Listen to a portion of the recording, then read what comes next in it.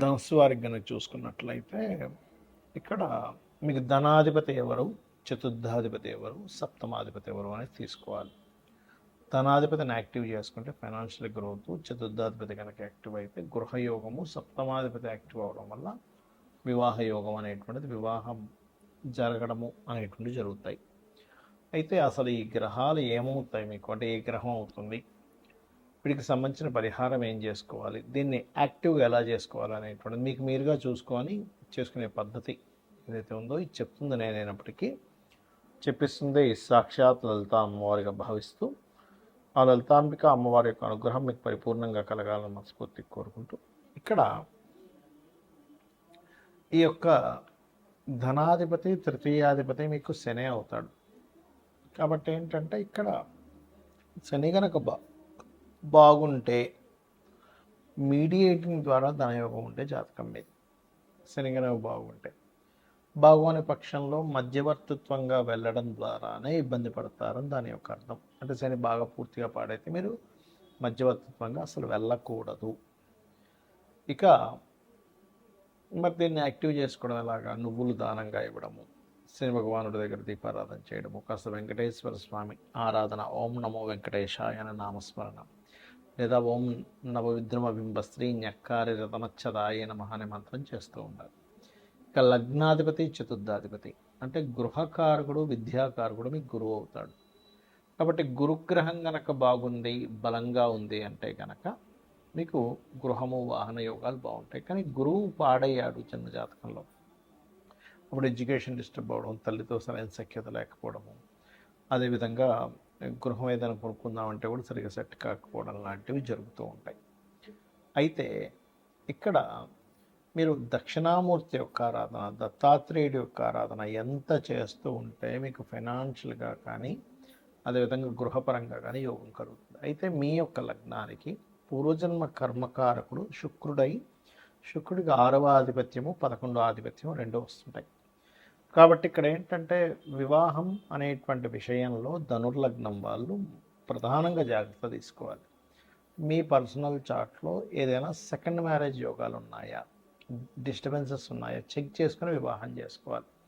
మీరు వివాహం చేసుకునే పర్సన్కి ఆ అవయోగాలు ఏవీ లేకుండా చక్కగా ఉండే యోగం ఉండే అమ్మాయిని చేసుకుంటే, అమ్మాయిని కానీ అబ్బాయిని కానీ చేసుకున్నట్లయితే, మీరు స్త్రీలైతే పురుషులైతే స్త్రీలని, అప్పుడు మీ జన్మజాతకంలో పూర్వజన్మ కర్మకారకుడు శుక్రుడు అయ్యాడు. కాబట్టి శుక్రుడు రాసుల్లో గ్రహాలున్నా లేదా శుక్రుడి యొక్క మహాదశాంతర్దశలు వచ్చినా అది డిస్టర్బెన్స్ని క్రియేట్ చేస్తూ ఉంటుంది. కాబట్టి మీరు ఏం చేయాలి, బొబ్బర్లు ఎక్కువగా దానంగా ఇవ్వడం, మీ యొక్క జీవిత భాగస్వామితో కాస్త ఎప్పుడూ కొంచెం క్లియర్గా ఉండడం, క్లియర్గా ఉండడం, ఓపెన్గా ఉండడం, కొంచెం ఎక్కువ కమ్యూనికేట్ చేస్తూ ఉంటే మీ యొక్క వివాహ సంబంధించిన విషయము బాగుంటుంది.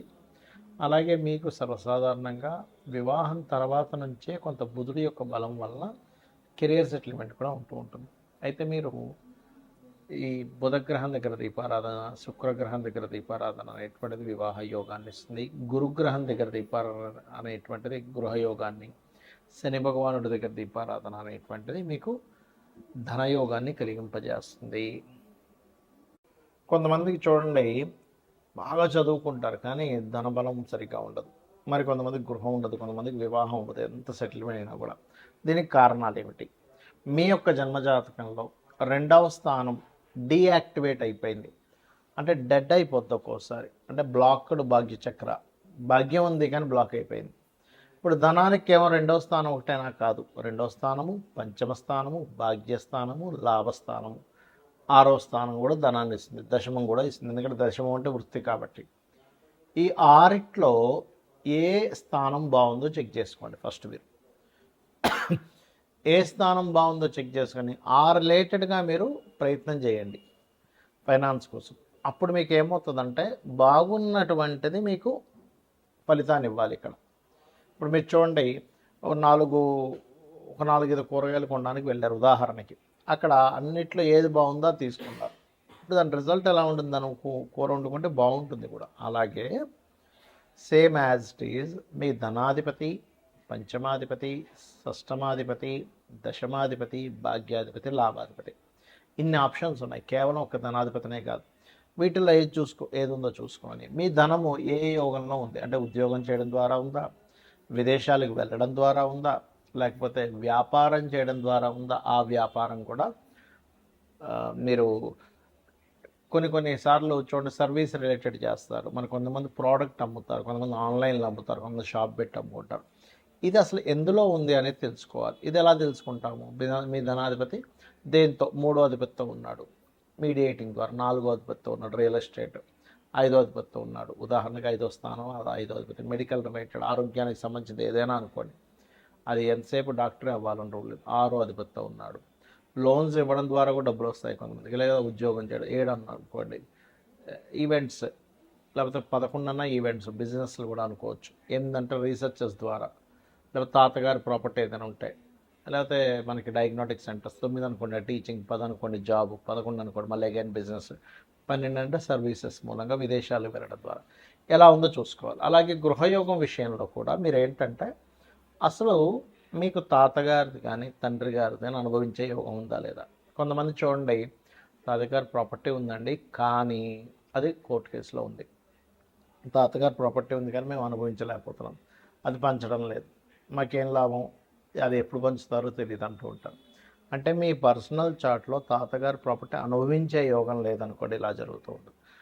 సేమ్ తండ్రి గారి ప్రాపర్టీ కూడా, సేమ్ మీ ప్రాపర్టీ విషయంలో కూడా. కొంతమంది చూడండి, 60 ఏళ్ళు వచ్చేసాయి, ఇప్పటిదాకా ఒక సెంట్ భూమి కూడా కొనుక్కోలేదు, ఏంటో నా జీవితం అనుకుంటూ ఉంటారు. కారణం ఏంటంటే మీ పర్సనల్ చార్ట్లో ప్రాపర్టీ కొనుక్కునే యోగం అనేటువంటిది సరిగ్గా లేదు.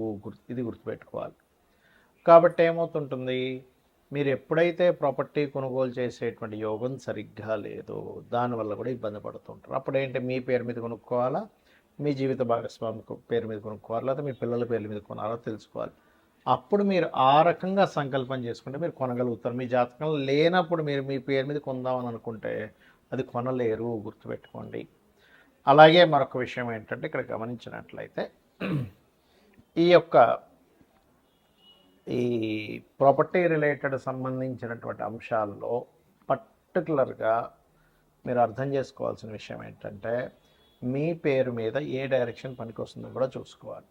ఇక ఇది మరి ప్రాపర్టీ యోగం రావాలంటే అంటే ఏం చేయాలి, మీరు వారాహి అష్టోత్తరం చేసుకుంటుంటే దాన్ని చికాకుల్లో ఉన్న ప్రాపర్టీ కూడా మీకు రావడం జరుగుతుంది. ఇక వివాహం, ఇక్కడ చాలామంది ఏంటంటే చాలా భయపడుతూ ఉంటారు. ఏమంటే నాకు 30 ఏళ్ళు వచ్చేసాయి, 35 ఏళ్ళు వచ్చేసాయి, ఇంకా వివాహం లేదు, మా పిల్లల తోటోళ్ళకి 25 ఏళ్ళకి అయిపోయిందని. ఇక్కడ జన్మజాతకంలో సప్తమ స్థానం ఎప్పుడు యాక్టివ్ అవుతుందో చూసుకోగలగాలి. ప్రతి జీవుడికి 3 నుంచి 5 సార్లు వివాహ యోగం అనేది వస్తుంది. ఆ 3 నుంచి 5 సార్లు ఎప్పుడు మీరు వివాహం చేసుకుంటే అది మంచిది. కొన్నిసార్లు 3 నుంచి 5 సార్లు చేసుకోకూడని సమయం కూడా నడుస్తుంది. అక్కడ ఏంటంటే ఆ చేసుకోకూడని సమయం నడిచినప్పుడు మీకేమవుతుంది, ఆ వివాహ సంబంధించినటువంటి విషయంలో రాంగ్ స్టెప్ పడుతూ ఉంటుంది. ఫస్ట్ ఆఫ్ ఆల్ మీ జన్మజాతకంలో 2 వివాహాల యోగం ఉందా లేదా ఫస్ట్ చెక్ చేసుకోండి. అది ఎలా చూడాలి, సప్తమాధిపతి పాడవడం, 12వ అధిపతి పాడవడం, డ్యూయల్ సైన్ కనెక్టివిటీస్ వస్తాయి, 2 వివాహాల యోగం ఉందని మీరు నిర్ధారించుకోవాలి. రెండవది ఏంటి, లేట్ మ్యారేజ్ యోగం ఉందా, సాటర్న్తో కనెక్ట్ అయితే లేట్ మ్యారేజ్ యోగం. అలా కాకుండా సప్తమాధిపతి మంచి శుభగ్రహాలతోనే ఉన్నాడు, ఎర్లీ మ్యారేజ్ యోగం, అందులో లవ్ మ్యారేజా, ఇంటర్ క్యాస్టా, ఇలాంటివి కూడా ఉంటాయి. ఎప్పుడు వివాహం చేసుకుంటే మంచిది అనేటువంటిది ఉంటుంది. చాలామందికి ఏంటంటే మంచి ముహూర్తం పెట్టుకున్నామండి, కానీ ఎందుకో మాకు వివాహ సంబంధించిన విషయంలో ఇటువంటి అనుభవం చూసాము అంటూ ఉంటారు. ఇక్కడ ఏంటంటే 2 వివాహాల యోగం ఉండడం వల్ల మీరు ఎటువంటి ముహూర్తం పెట్టుకున్నా, ఎలా చేసుకున్నా ఇబ్బంది అనేది వస్తూ ఉంటుంది. అందుకని మీరు ఏం చేయాలి, స్త్రీ అయితేనేమో కుంభ వివాహము, పురుషుడైతే అర్క వివాహం చేసుకొని వివాహం చేసుకోవాలి, గుర్తుపెట్టుకోండి. ఇది ప్రధానంగా గుర్తుపెట్టుకోవాల్సినటువంటి అంశము.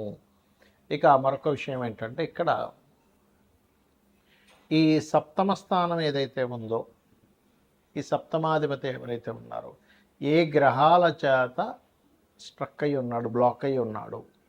మనం ఇక్కడ ఏంటంటే ధనాధిపతి బ్లాక్ అయితేనేమో ధనపరంగా ఎదుగుదల లేదు, 4th లార్డ్ అంటే చతుర్థాధిపతి బ్లాక్ అయితేనేమో మీరు ప్రాపర్టీ కొందామంటే కొనలేకపోతుంటారు. అలా కాకుండా మీకు అష్టమాధిపతి బ్లాక్ అయితే తాతగారు ప్రాపర్టీ తీసుకోకూడదు, ఒకవేళ తీసుకున్న అది అమ్మేసి ఇంకోటి కొనుక్కోవాలి. 12వ అధిపతి బ్లాక్ అయితే తండ్రి గారి ప్రాపర్టీ విషయంలో ఇబ్బందులు వస్తాయి.